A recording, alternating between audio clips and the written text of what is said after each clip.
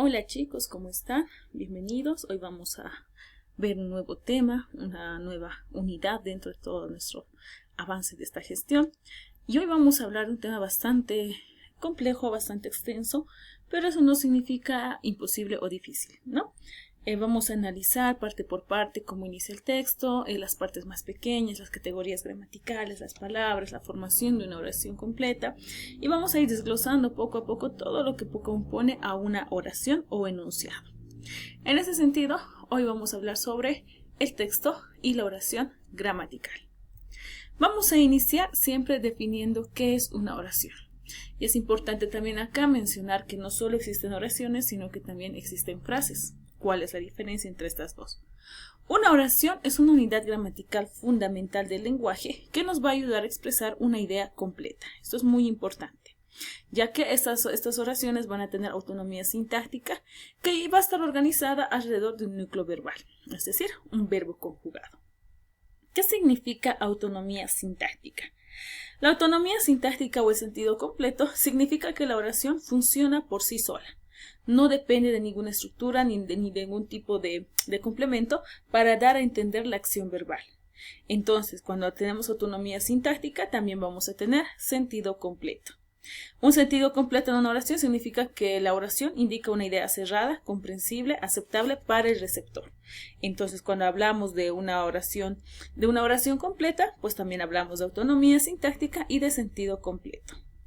En cambio, la frase es un grupo de palabras que van a transmitir un significado. No significa que no se entienden, sino que también tienen un significado, pero no poseen un núcleo verbal, es decir, no hay un verbo conjugado. Por ello, hay una acción que no expresa una acción específica, sino que generalmente es un nombre, es una idea o es una indicación. En el caso que dentro de la frase existiese algún tipo de verbo, no va a estar de manera conjugada, sino que en la frase va a aparecer simplemente para dar alguna indicación. Las frases por lo general están compuestas por sustantivos, por adjetivos o por adverbios, ¿no? Por ejemplo, fuente de la fortuna, reacción inmediata, libro, etcétera, que no van a indicar ni acción, ni estado, ni proceso, por lo tanto son frases y no así oraciones. Bien. Continuamos. Dentro de esta oración y dentro de la oración especialmente, vamos a encontrar una parte muy importante que es el verbo. El verbo es la categoría gramatical central de una oración, es la parte más importante, ya que expresa tres cosas: acción, proceso o estado. Cuando hablamos de acción estamos hablando de algo que dura un determinado tiempo. Cuando hablamos de un proceso hablamos de que algo dura un tiempo bastante considerable. Y cuando hablamos de estado estamos hablando del cómo está ese sujeto. Entonces, cuando hablamos del verbo, estamos hablando de que se va a constituir como el sintagma predicativo o el sintagma verbal. No puede existir oración si no hay un verbo. Necesita haber un verbo para que exista una oración. Y si en caso no apareciese, pues puede ser que esté implícito, puede ser que se sobreentienda o puede ser que esté usado mediante una perífrasis.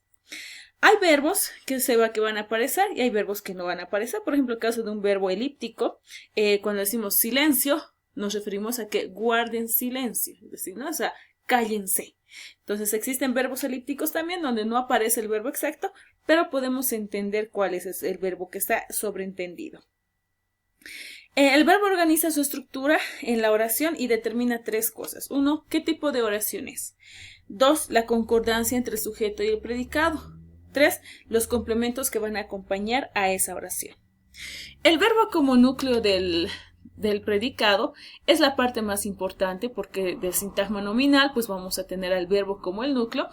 Del sintagma verbal vamos a tener en base al verbo que estamos utilizando. Según la cantidad de verbos que tiene una oración, se van a dividir en dos grandes grupos: las oraciones simples, que tienen un solo verbo conjugado, y las oraciones compuestas, que están formadas por dos o más oraciones simples, o sea, dos o más núcleos verbales. Estos verbos también van a tener accidentes gramaticales. ¿Qué es un accidente gramatical del verbo? Son las variaciones, son los cambios que va a experimentar el verbo para adecuarse al contexto de una oración. El verbo no es inamovible, el verbo necesita cambiar, adaptarse, conjugarse en tiempo, en persona, en modo, en número, porque necesita ingresar al verbo, necesita ingresar a la oración para que la oración tenga sentido. En ese sentido, el primer accidente gramatical es el de persona y el de número. Persona es quien realiza la acción, se divide en tres, la primera, la segunda y la tercera. En la primera van a estar yo en singular y nosotros en plural. En la segunda están tú en singular y ustedes en plural. Y en la tercera, él o ella en singular y ellos o ellas en plural. Entonces, si tengo a la persona, también voy a reconocer el número. En el verbo solo hay dos números, singular cuando es uno solo y plural cuando son varios, que están realizando la misma acción, ¿no? Por ejemplo, veo está en singular y vemos está en plural. Es necesario que entiendas que acá es obligatoriamente el sujeto tiene que coincidir con el verbo tanto en persona como en número. Luego vamos a tener al modo verbal. El modo verbal es la forma en la cual se expresa la actitud del hablante frente a la acción. Hay tres modos verbales principales. El indicativo, que es una acción objetiva real segura. Por ejemplo, hoy es un día soleado. El subjuntivo, que es una acción posible, es una duda, un deseo o algo irreal, ¿no? Por ejemplo, yo puedo decir, quisiera que hoy llueva. O llovería todo el día. Es un deseo, es una duda. Y el imperativo, que es un mandato, es un ruego o es una exhortación, ¿no? Llueve, cállate, deja de molestar. Que el imperativo pues se utiliza cuando queremos indicar algún tipo de molestia. Luego tenemos a las formas no personales del verbo. En cuanto al tiempo, en cuanto al tiempo es importante recordar lo siguiente. Aquí está. Las formas no personales del verbo. Las formas no personales del verbo son tres. Se les llama también verboides.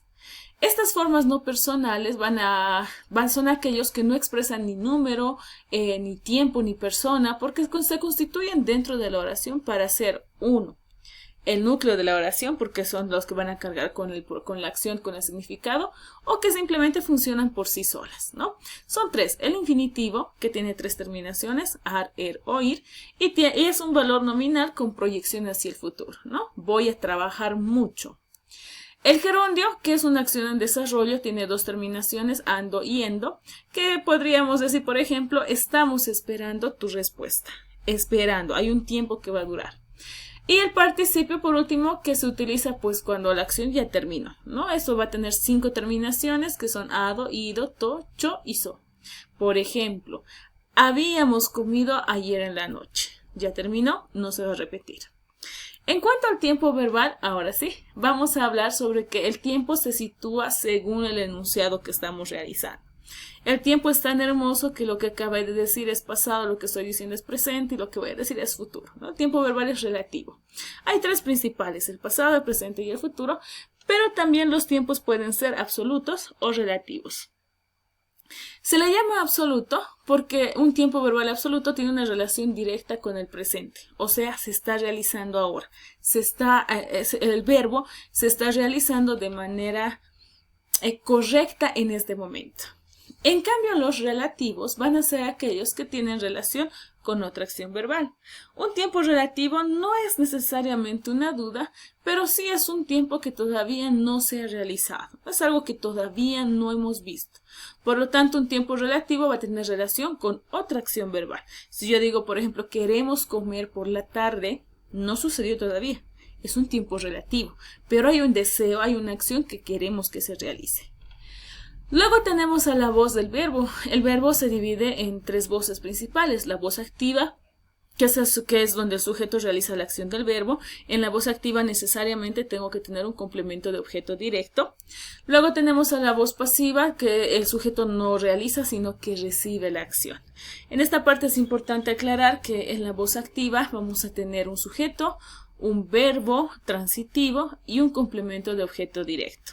Y si quiero que esta voz activa cambie a voz pasiva, lo único que hago es intercambiar, ¿no? El objeto directo va a ir de sujeto paciente, al verbo le vamos a convertir en perífrasis verbal o frase verbal, y a quien era el sujeto pues lo vamos a mandar como complemento agente. A eso se le llama voz pasiva. Y por último, la voz pasiva refleja, que es aquella que se forma con el pronombre átono se más un verbo en voz activa, ¿no?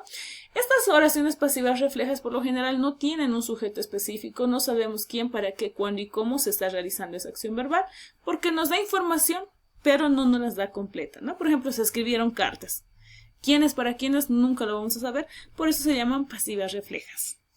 En cuanto al aspecto verbal, vamos a hablar de cómo se está desarrollando la acción del verbo, ¿no? Si la acción acaba de iniciar, se llama iniciada, si está en progreso, si ha terminado o si es una acción habitual. Por ejemplo, estudio quinto de secundaria, pues es algo que es iniciado. Sigo en el curso o sigo en el colegio, es una acción en progreso. Si tú dices ya dejé la primaria, es una acción terminada. Y si dices me despierto todas las mañanas a las 7 de la mañana, pues es una acción habitual porque se repite. Bien, vamos ahora a hablar sobre otra parte muy importante que va a ser el sujeto en un siguiente video. Muchas gracias por tu atención.